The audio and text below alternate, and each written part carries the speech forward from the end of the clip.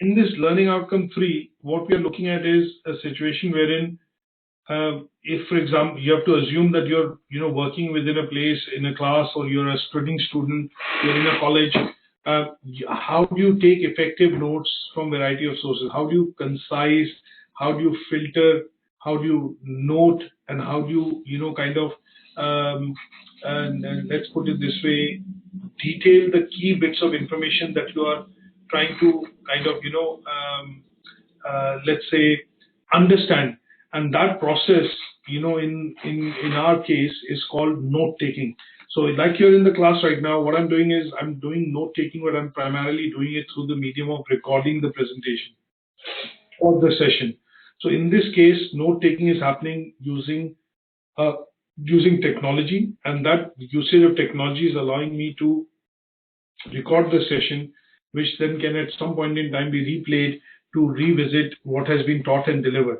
So this part is tending to be called note taking, but there are different forms of note taking which can be done, and this tends to be in the form of something I'm sure you must have heard of, things like sometimes you see that there are secretaries or PAs, personal assistant or executive assistants to senior management. When they are called into the meetings, they look at the concept of taking minutes of the meeting or notes.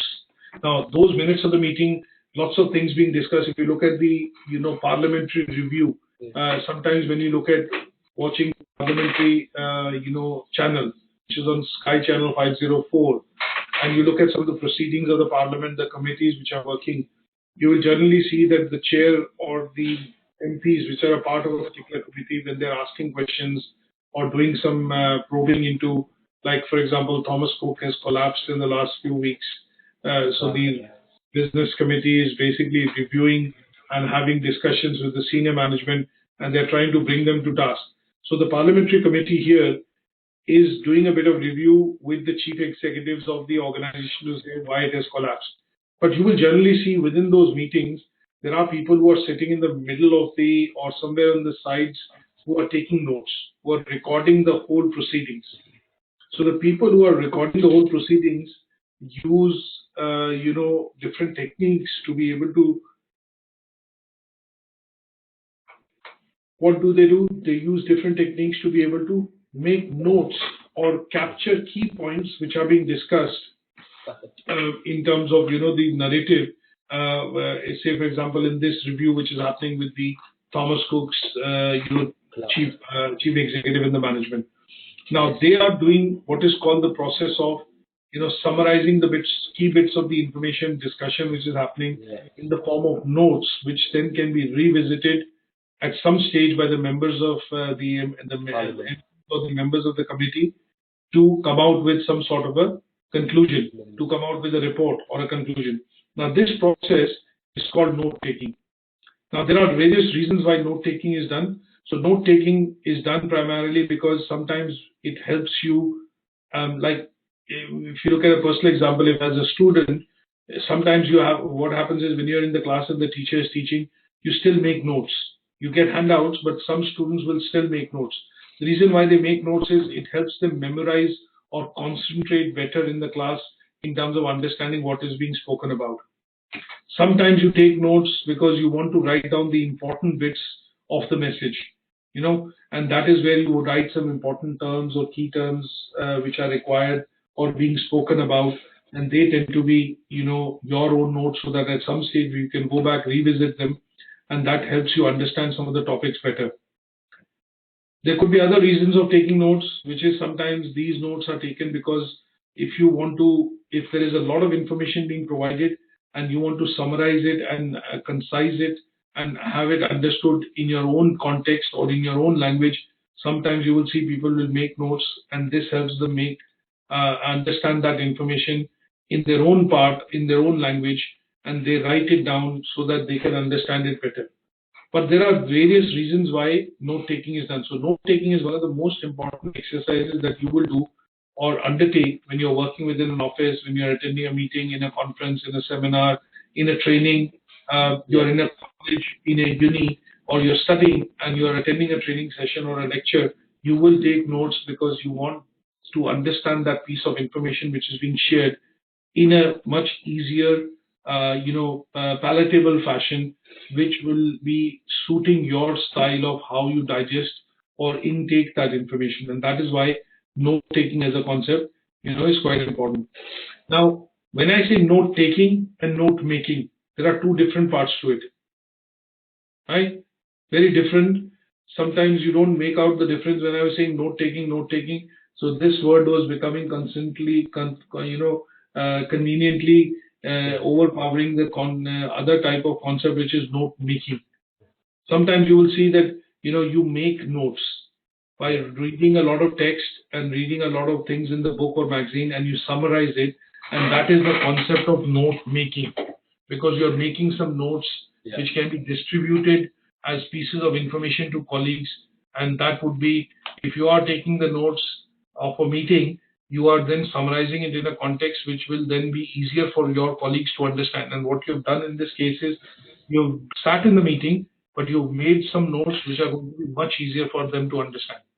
Yeah. So difference between note taking and note making. Note taking tends to be a passive process. That means you're sitting as a member and then basically taking some notes. Depending on who is saying something, you're writing it down. But note making is more active because you're participating in that activity and you're writing the content or the parts of it which is relevant to you in specific. And that requires you to be able to incorporate all the information which is being discussed, and you write down only the relevant information which concerns you or your understanding of the situation, and that tends to be what is called note, making. Yes, making. Okay. Now, there are various different effective techniques of taking notes, and that is what has been discussed in the subsequent slides. There are various different types. There are 4 or 5 types. But what we want to be able to do is not focus on the types of note making, which is given in the speaker notes here. Things like there's an outline method. There are other methods which are capitulated, in others, the speaker notes. But what we want to be able to understand is how do you look at making effective notes. So the task here concentrates on note the key points of information from variety of sources by using active listening and reading strategies. Again, going back, this is a very big topic of note taking, but what we want to be able to do is focus it around English language skills. And when we look at note making or note taking, you're only engaging in the listening and communication, which is speaking skills in particular for English. Okay, so when we look at note taking, there's an outline method, there's a mind mapping method, and there's Cornell's method. So why and how these notes are done, there are some techniques over the years which have been invented. The outline method looks at writing the main topics, the subtopics, and then detailing the subtopics out into further detail, and that would be the outline method. The title method tends to be when you write the keywords and the definition of those keywords and what questions they answer. And then towards the end, you write the summary of the topic which has been discussed. And then mind mapping tends to be wherein you create a mind map, like a flow chart or a mind map, one branch leading to the other. And that tends to, capture all the details which are being discussed. And that tends to be a very extensive method of, note taking. Now, there are some conventional terminologies in terms of what are the 5 R's. So when you have to do note making, you have to look at things like you have to record and reduce the unwanted components you have to take out. Like if in the Parliamentary Committee there's a lot of discussion happening, but there's a discussion happening around what was your pay and bonus structure, but there are lots of other points being discussed and they are not directly related to the bonus and pay structure of the chief executive, then in that case you need to reduce that noise and do not capture it in the minutes of the meeting, because that is more of a debate and not relevant information. So you have to focus on the 5 R's of note taking, which is record, reduce, recite, reflect, and review. And that tends to be one of the conventional terminologies that you need to look at when we look at note taking as a activity. Now, with this background and the understanding of key terminology about note taking and note making, you need to look at what was task 3.1 asking us to focus on. So it is asking us to focus on how to gather key points of information from a variety of sources, and these sources tend to be active listening and reading strategy. So here, what I've done is primarily put across a couple of points in terms of, how you would look at active listening skills. Active listening skills tend to be, when I say, when you're listening to me now, you're not able to see me, not switched on the webcam today, but when you see you're listening to me through the session, what is happening is there are lots of gestures that I'm making or while I'm talking to you using, and they tend to be things like smiling, using the body language, use of my hands to do some movement, eye contact, and they tend to be, skills that you would focus on what is called the active, listening skills, but they tend to be what are called non-verbal. That means they are primarily related to your body language or your body action. Now, sometimes when you are in a classroom or when you're looking at, doing some interaction with other people in the same room, if you're sitting, your posture and your body language would also give out some sort of, signals to what the person might perceive that you're interested or not interested in, right? So in order to understand this, what I've put together is I've put together a small, video, which we have taken across from my tools. And when you look at these slides, if you click on this video, it will start to play because it's linked to a video on, YouTube. And this is a 2-minute video which basically talks about, the active listening skills in particular. So it's a good video to watch. Writing's not that easy. To understand how would you develop, active learning skills, listening skills. Now, again, there is a conventional terminology of the 3 A's of active listening, which tend to be, what you need to understand, that these are the 3 elements and they tend to be, used in active listening skills. Similarly, when we look at reading strategies, there are lots of different types of reading. Sometimes you see you're reading and you're skimming. If you're asked to give out, say, for example, find out a piece of information quite quickly, what you do is you scan the particular document. Say, for example, if you're standing at a bus stop, for example, and you want to find out which route should I take to go from, say, Rochdale to Piccadilly. So what you're going to be doing is looking at the map and quickly scanning through the bus routes to try and see which will be the best route that will take you through and with what will be the bus number which you'll need to take, to go across. So what you're doing effectively there is scanning. Now, sometimes you look at intensive reading and sometimes you look at extensive reading. So intensive reading tends to be when you're looking at, remembering things from a point of view of scanning or skimming. So this tends to be when you remember things, how you've looked at it and what kind of process or procedure you took, and that tends to be, intensive. The extensive reading tends to be involving, something of interest. So if you're looking at, say, going on a vacation to, let's say, Florida, Disneyland.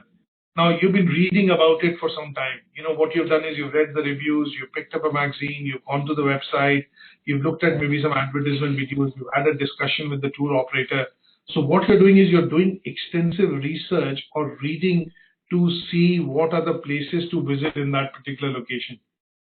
And that tends to be because you're trying to gather more and more information because it is in the area of your interest.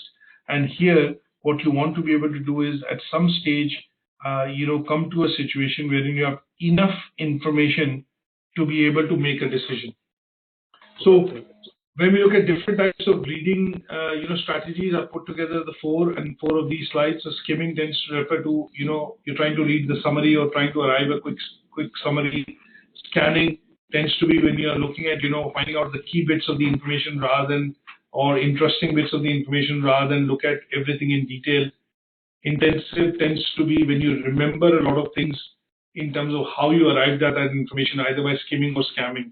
And the last is extensive because this involves, there's an inherent interest in what you're trying to read, and that is why this tends to be, extensive. So in this part of the learning outcome, the idea was to try and cover the aspect of note-taking. And note-taking tends to be an activity which is done passively, but note making is a proactive activity which you tend to do because you're trying to understand and get hold of the assimilate and get hold of the information which you need from the series of information which is being currently discussed. Now, within this, there is another bit which I have not covered. Let me just quickly open that up again, and I'll put that in, which is to look at. There is some, there is something called, when you look at referencing, and that is where we will give the context of something called referencing. So when we look at referencing, referencing is something wherein you're trying to attribute a credit to a particular person, author, writer, who has actually created that context. Now, for this, I'm not too sure whether you looked at or not, but in your course information, there is a presentation in the top generic section of the course, and that top generic section of the course, that presentation is called Harvard referencing. Now, within referencing, there are different forms of referencing that you can do. So Harvard is author date style referencing. That means you put the name of the author, the last name, and then you put the date on which the article was actually published. And that is why it is called author date style referencing. Now, there are three different types. You can use direct quotations. That means you're using the exact words of the author and then putting them in your own text or your work. And that is where you attribute, the credit to the author who has written this as an article, as a journal, or published on the information, say on the website. The second tends to be what is called paraphrasing. So in this case, what you do is you write the things in your own words. So when I say what is paraphrasing, paraphrasing is basically you're trying to write something or narrate something in your own words is what is called paraphrasing.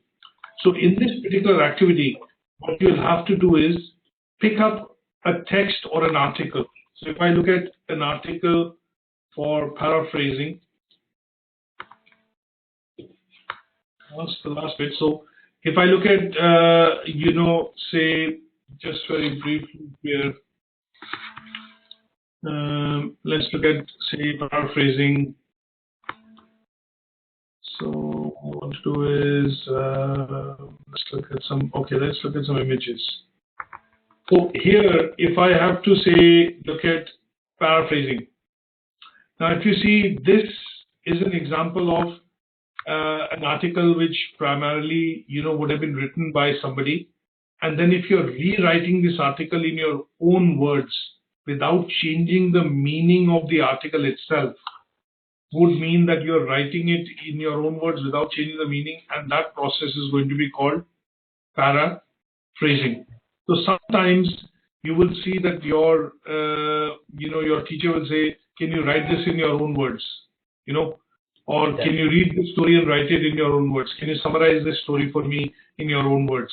Now, what effectively the person is asking you to do in that situation is, you read the story and then you summarize it in your own words is nothing but paraphrasing. What did you understand from the story? What did you understand from this article or a piece of news? And when you write it in your own words, that is something which tends to be what is called paraphrasing. So in this third learning outcome, the second task is to pick up an article, actually pick up an article from the internet, and then you have to summarize that information in your own words or write it in your own words. Is that okay? So if I look at, say, let's look at, say, news, and let's look at the news of, the racist abuse yesterday, which was actually, seen between the England-Bulgaria match. Yes. Yeah. So let's look at that. So if I go into, for example, this particular BBC News article, now this is a long article. So what I want to be able to do is write it in my own words. What was the outcome of the match yesterday? Now, if you see, a journalist has written or captured the entire incident in a big article. But when you get to see this or hear this in the BBC News live, when the news presenter is actually presenting it, he or she is going to be, not talking about this in word by word. what is going to happen, how it was dealt with, discussions between the match referee and the coaches, the interviews with the player. You're not going to be seeing all this. What is happening is, in the news briefing, they will bring this across, maybe everything in about 2 minutes, to summarize what exactly happened and how it all went down. So what has happened is, without having to copy and paste literally what everything is being said, the newsreader would have looked at the article and the news, which is a breaking news, and then summarized it in her own words to bring it out on television. So here, my suggestion to you would be to primarily pick up an article. So in order to do this task, so let's do this. In order to do this task, what you have to do is pick up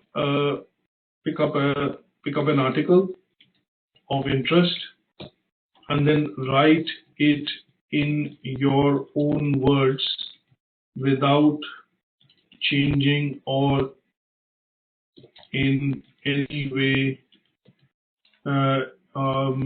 changing the views of the author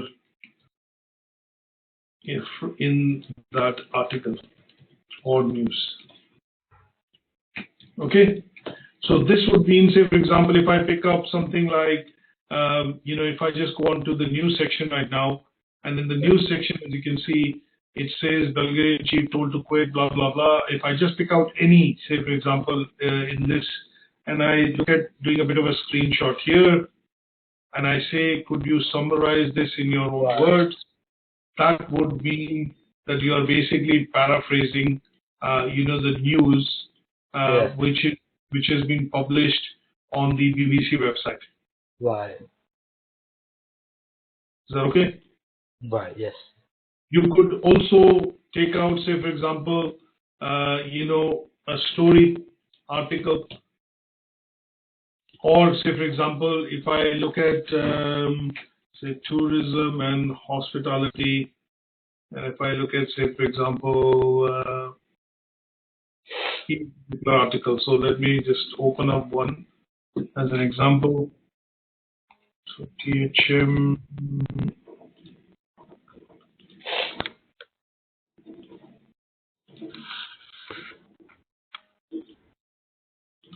So for example, this is a book, just as an example, this is a book. It talks about the functions and departments of a hotel.